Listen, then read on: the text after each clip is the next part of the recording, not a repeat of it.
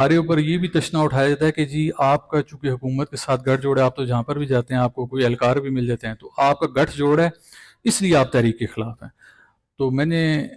ان سے کہا کہ آپ ایک کام کریں، آپ پھر ہمارے سوشل میڈیا پیجز پہ چلے جائیں،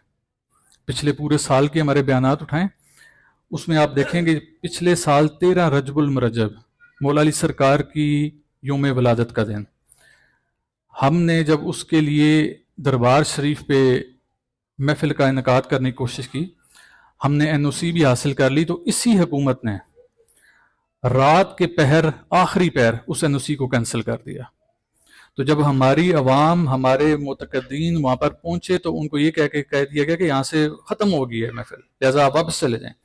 دربار شریف کو سیل کر دیا گیا، یعنی کہ ہماری حکومت سے اتنا اعلیٰ گٹھ جوڑ ہے کہ ہماری محفل کی باری وہ دربار ہی بند کر دیتی ہے۔ پھر جب 13 رجب کی محفل ہوگی تو ہم نے اس سے پہلے ہم نے اسی حکومت کے خلاف جو ایک غیر ضروری غیر آئینی کمیٹی دربار شریف کے حوالے سے بنائی، جس نے عرس کا انعقاد محرم شریف میں کیا، شادیانے بجائے گئے، لائٹوں کا اہتمام کیا گیا، ایام غم چل رہے تھے، ہم سب سے بڑے اس چیز کے معترض تھے۔ اگر اس کے خلاف کوئی اٹھ کے کھڑا ہوا تو ہم اٹھ کے کھڑے ہوئے، تو وہ حکومت کے خلاف ہی تھا۔ اگر اتنا خوبصورت گٹھ جوڑ ہمارا ہوتا تو پھر تو ہم حکومت سے کہتے ہیں مہربانی کرو یار، محرم نہ کرو اپنی تاریخیں، لیکن حکومت نے کیا کیا، اس کو اگست میں ہی کیا، محرم کے ایام میں ہی کیا۔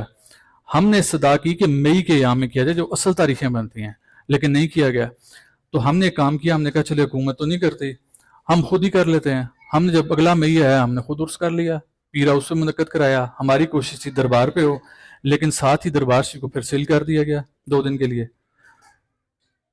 وہ کہنے نا عقل نے انیو جاؤ پہلے دیکھو اسنا کتنا خوبصورت گھر جوڑ ہے کہ اسی اتھو حرکت کرن لگنے تے اگلے دربار نو بند کر دینے۔ اگر اسنا اتنا خوبصورت گھر جوڑ ہوئے، ڈپٹی وزیر اعظم اسان اتنی سننا ہوئے، وزیر اعظم اتنی سننا ہوئے، لوکل ایم این ایز اتنی سننے پہ ہون، اسان اتنے سونے تعلقات ہون، تو پھر اسان نے عرسوں کیوں روکیا گیا،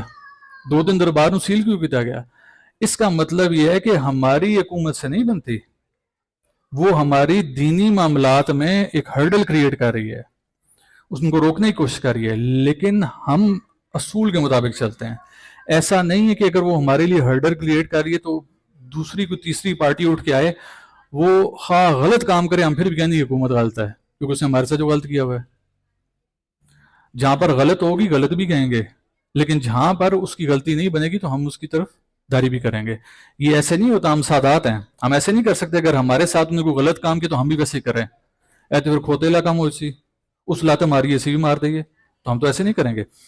ہاں یہ ضرور ہے کہ اگر جو معاملہ تحریک لبیک کے ساتھ ہوا جہاں پر چادر اور چار دیواری کے تقدس کو پامال کیا گیا، گھر کے اندر گئے، ہم اس کی مذمت کرتے ہیں، یہ کام نہیں ہونا چاہیے۔ آپ کی لڑائی ہے، اس کو میدان میں لڑیں، مردوں کے ساتھ کریں، عورتوں والے معاملات نہ کریں، گھروں تک پہنچنا نہیں بنتا تھا۔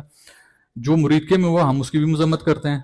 جو غلط ہے اس کو غلط کہیں گے، لیکن بھائی جو لوگ آپ چلے تھے وہ بھی غلط چلے تھے، لہٰذا اے نہیں کہ وہ سچا سچا پی جو ہوتے کڑوا کڑوا تھو تھو ہیں،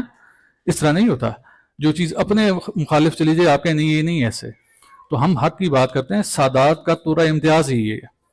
میں نے بارہا امام علی مقام، امام حسن علیہ السلام اور دیگر کی میں مثالیں پیش کرتا رہا کہ سادات نے، جن لوگوں نے سادات کی زور میں مخالفت کی،